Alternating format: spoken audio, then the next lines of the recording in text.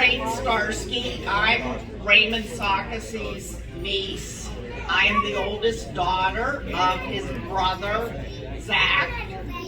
And I don't know why I need this microphone because I am seriously loud. In fact, that's why Uncle Raymond loved me, because he could hear me. And when I worked in the hospital, my patients loved me. They were mostly elderly, like I am now. Yeah, it's Grandma. Grandma's talking. What else is new, huh? And, they would say to me, oh, yeah, Nurse Lorraine, we love you because we can hear you. Oh, you can't see. Someone wants, my sidekick is here.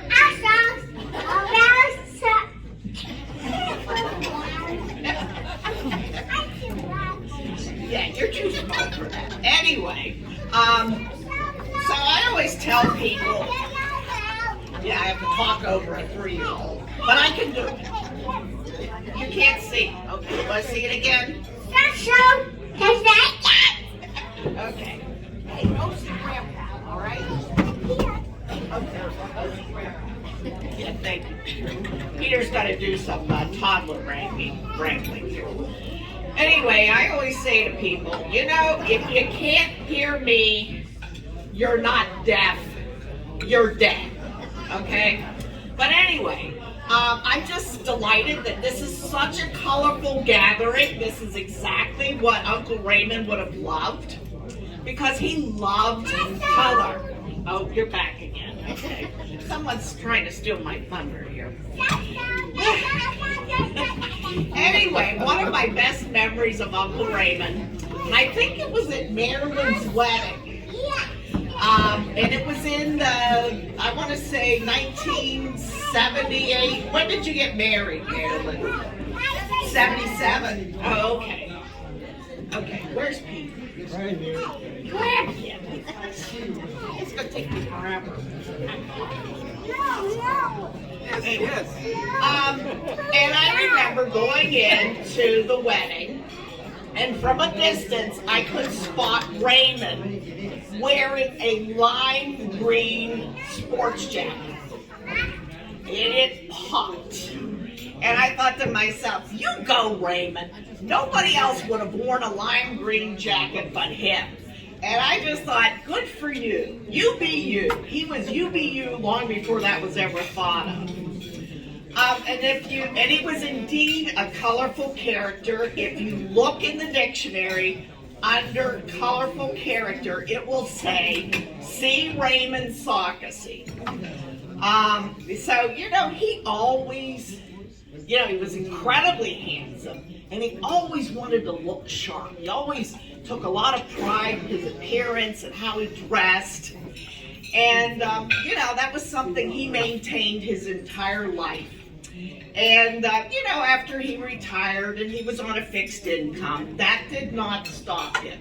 So he took up going to thrift shops so he could indulge his desire to have nice clothes. But because he was on the short side, he discovered that his pants that he bought were too long. So then he decided, I'm going to fix this. He always had a way to problem solve. That was one of his great qualities. So he's in his 80s. He decides he's going to go out and buy a sewing machine. And he taught himself how to sew so he could hem his pants.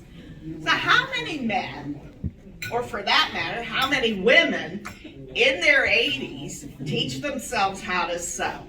But Raymond did. And that was very typical of him. He was always open to new experiences and doing new things, seeing new things. And that was why he was often invited by friends to go on trips with them. Because, of course, he was the ideal travel partner. He was humorous, he was fun, and he was always enthusiastic about seeing new things. And he had this insatiable curiosity about the world And that was why he subscribed and read National Geographic for decades, and practically until he, yeah, well, he read through. Okay, cut him a break. Anyway, and you know, did this until almost the day he died. But I would say more important than his desire to have new experiences was his willingness and openness to change his life outlook. He made steps to evolve personally and to examine his life. And he was humble enough to realize and verbalize that he had made mistakes, particularly with loved ones. And I remember a conversation in the last year of his life. Shar was there. And he expressed his admiration for his grandson Darren's hands-on parenting style and his solid engagement with his children. He said to me with regret, "I wish I had been a better father. I wish I'd been more involved with my kids." And I found that to be a very profound declaration on his part, and really kind of an example of his personal journey. And Shar and I both assured him that it was not typical of men in the 50s and 60s to be so hands-on. And really, it's remarkable that he recognized that shortcoming. And I could go on and on about Uncle Raymond and how much I loved him and how much fun we had together and how much I enjoyed him, but I'd be here till next week. I want to say is he left us so many wonderful memories and so many great legacies. And for me, the fact that he worked on becoming a better person as he aged, I think that's an extremely valuable lesson. It's really something that we should all strive